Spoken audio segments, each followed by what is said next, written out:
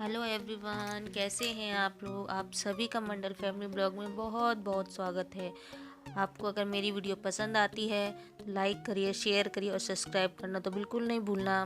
तो फ्रेंड्स, आज मैं कर रही हूँ अपनी किचन की सफाई, जो कि महीने में एक बार सभी लोग करते हैं। डेली तो इतनी डीप क्लीनिंग तो नहीं होती, प्रॉपर तरीके से सफाई नहीं होती है। वो महीने में एक बार ही होती है कि सही तरीके से सफाई कर लेते हैं, और ये ज़रूरी भी होता है। सभी जानते हैं कि महीने में एक बार डीप क्लीनिंग करनी पड़ती है, तभी किचन साफ़ रहता है। वरना देखा जाए तो छोटे छोटे कॉकरोच घूमते हुए नज़र आते हैं, और किचन काउंटर पे अगर वो दिख जाए, गलती से भी उन पे कुछ गिर गया, वो मर जाते तो बहुत घिन आती है। इसीलिए इसलिए महीने में एक बार कर लेनी चाहिए, ताकि किचन साफ़ रहे। वैसे तो देखा ना कर रह जाए तो सिर्फ साल में एक बार ही सफाई होती है उस तरह से, और महीने में एक बार सफाई हो जाती है तो ठीक रहता है।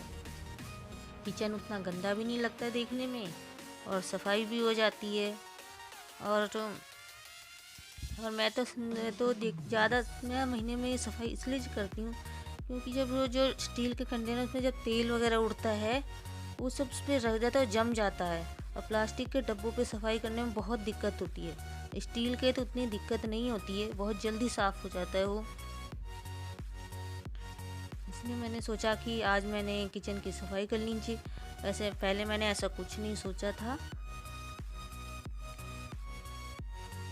अचानक से और इधर बाकी दोनों कमरों में साफ़ करने का मन किया कि आज किचन साफ़ कर देना चाहिए। राशन मंगवाया था, वो सब सामान रखने से पहले इसे साफ़ कर दिया जाए। कि थोड़ा बहुत सामान होता है तो मन किया, थोड़ा बहुत सामान होता है, अगर निकालना चाहो तो निकाल भी दो, नहीं तो उसी के अंदर रहता है। ऊपर ऊपर से डब्बों की सफाई कर देते हैं, उन्हें मांज देते हैं, फिर कोई दिक्कत भी नहीं होती है। और वही डब्बे भरे रहते हैं, उनको धोने में भी नहीं बनता, क्योंकि भर देते हैं उन्हें, तो वो भारी हो जाता है। उठाने में तो और थोड़ा डर भी लगता है, कहीं गलती से हाथ से फिसल गया, गिर गया तो जो भी कुछ उसके अंदर रखा है वो सब बिखर जाएगा। उस टाइम गंदा इतना होता है कि उठाने लायक भी नहीं होता। और जो किचन में आपका जहाँ भी देखें, हर की तरह किचन में टाइल्स लगे होते हैं। कभी कभार ऐसे उन सबको पोंछ दिया तो पोंछ दिया, नहीं तो ऐसे होते हैं। एक महीने में थोड़ा बहुत तो दाग दिखने ही लगता है, इसलिए उनकी भी सफाई हो जाती है। और ये सफ़ेद पत्थर तो वैसे ही बहुत गंदे, थोड़ा सा भी लगता है तो दिखने लगता है।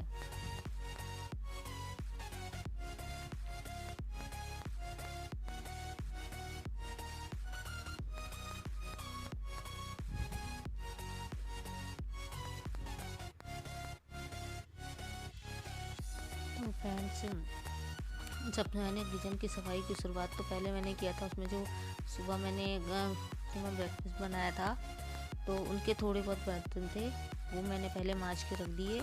उसके बाद सबसे पहले मैंने नीचे की सफाई की, कि जो भी थोड़े बहुत ऊपर रखे हुए थे, अगर नीचे की सफाई कर दूंगी तो उन जगह पे उसे रख दूंगी, फिर ऊपर का खाली हो जाएगा।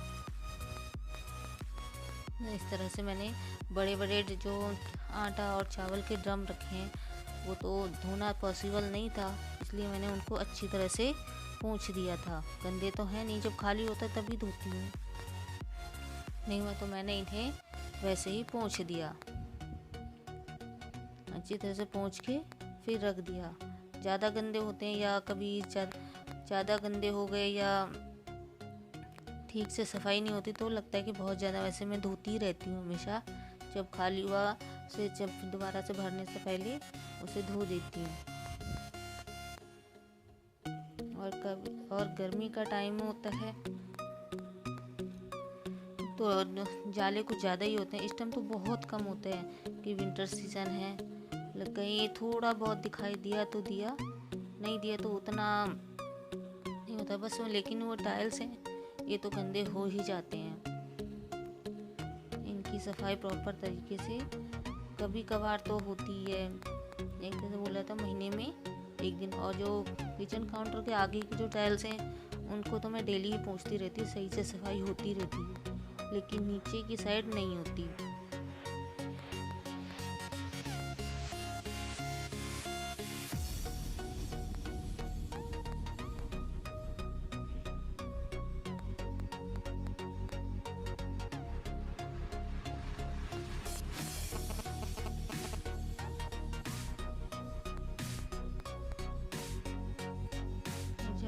वक्त अपना काम कर रही थी, तो कोई था भी नहीं। हाँ मतलब कि थे तो घर में दोनों बच्चे ही, लेकिन बार बार कहते हैं ना छोटे परेशान करते हैं, ऐसा कुछ नहीं था। वो अपनी क्लास कर रहे थे, इसलिए फ्री थी उन दोनों से। वो कि मुझे किसी भी तरीके से परेशान नहीं कर सकते थे।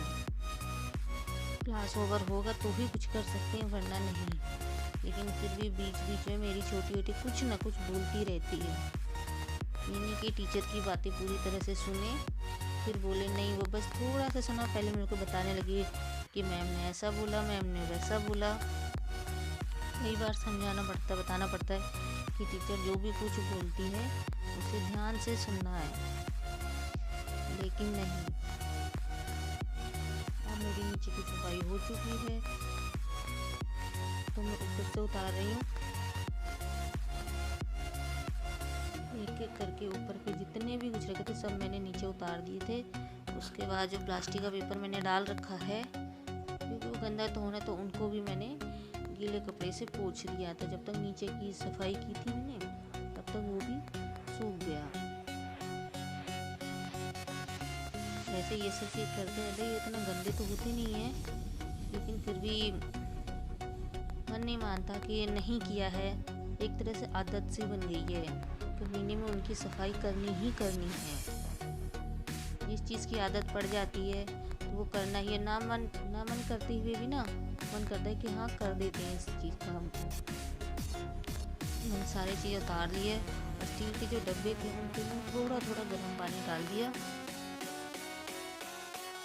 ताकि ऊपर जो जो ढक्कन है उसके ऊपर थोड़ा सा भी अगर गंद जमा हो, तेल जमा हो,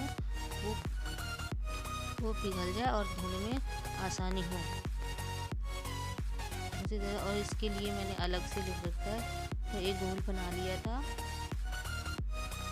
उसको मैंने उसका साथ में उसके ऊपर ढक्कन के 2-3 लाइनें बनी रहती है ना, उसको ब्रश से कर देते हैं, तो अंदर से रखकर सारा साफ हो जाता है।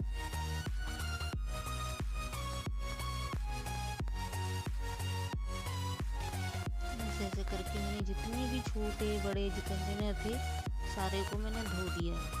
क्योंकि मेहनत इन सब में ज़्यादा मेहनत नहीं लगती, बहुत जल्दी साफ़ हो जाता है। और इसकी की जगह पे अगर प्लास्टिक के डब्बे हों तो सच में बहुत मेहनत है, हाथ में दर्द हो जाता है उनको रगड़ते, फिर भी पूरी तरह से ये साफ़ नहीं होता।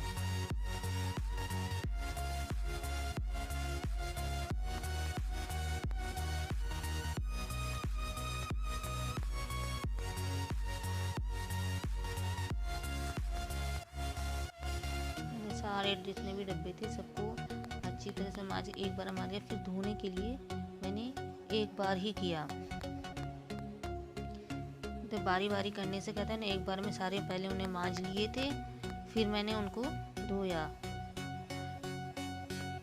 धोने से ही पोंछा नहीं था, सिर्फ धोया ही था। उस वक्त ऐसे सारे डब्बे चमक गए थे जैसे कि अभी नया ही आया है। बल्कि ये कितना ज़्यादा मेरे 5-6 साल पुराने हैं, ये अभी के नहीं है। फिर भी धुलते रहते तो इतने गंदे नहीं होते, और इनकी चमक वैसे की वैसी ही रहती है।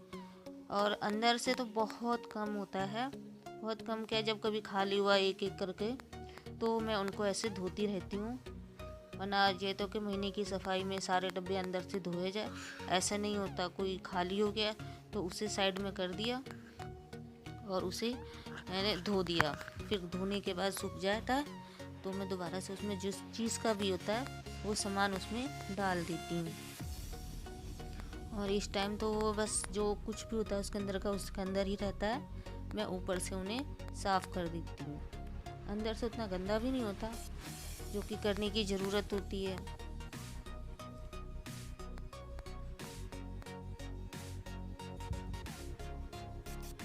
इधर छोटे छोटे प्लास्टिक के कुछ डब्बे थे मेरे पास, वो मैंने इधर रख दिए थे धो के पहले से ही।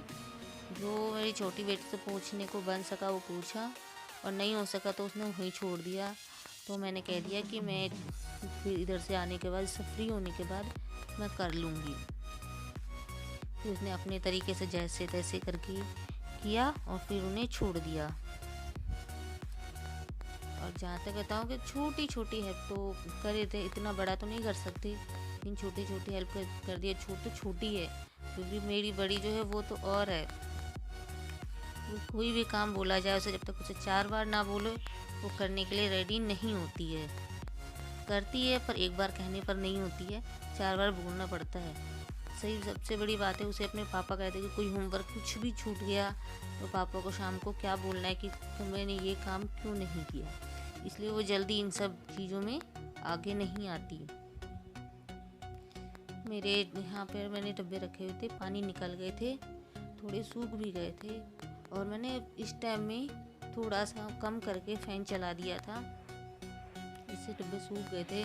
तो मैंने एक तौलिया लिया कपड़ा, उनसे जितने भी डब्बे मैंने रखे हुए थे सबको अच्छी तरह से पोंछ दिया। पोंछने के बाद तो आप देख ही रहे हैं डब्बों की चमक कितनी अच्छी है। जब ऐसे धो के साफ़ सुथरे हो जाए तब इनको देखने में बहुत अच्छा लगता है। मतलब कहते हैं हमने इतनी मेहनत की, मेहनत सार्थक हो गया कि हमारा किचन पूरी तरह से साफ़ हो गया। पोंछ के मैंने किचन काउंटर पर रखा था, वहाँ से रखने के बाद मैं इन्हें वापस से ऊपर रखूँगी। ऊपर तो जहाँ तक मैंने काम किया, ऊपर जो पोंछा था मैंने प्लास्टिक की पन्नी, वो सूख गई होगी, इसलिए मैंने उनसे हटा कर वो करके मैंने दोबारा साफ़ करके वहाँ रख दिया। तो मेरा किचन हो चुका है साफ़। मेरी वीडियो देखने के लिए थैंक्स, बाय बाय।